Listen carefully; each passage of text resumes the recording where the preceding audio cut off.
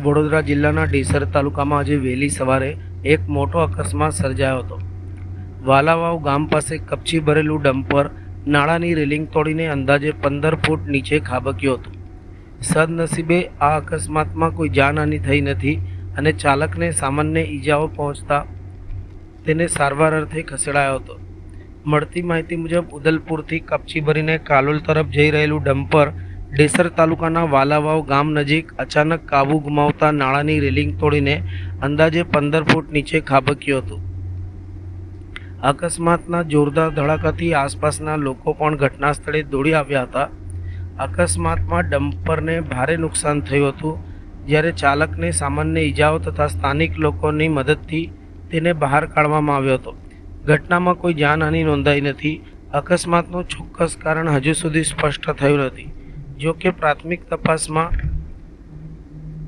ચાલકનો કાબુ ગુમાવવાથી અકસ્માત સર્જાયો હોવાનું માનવામાં આવી રહ્યું છે।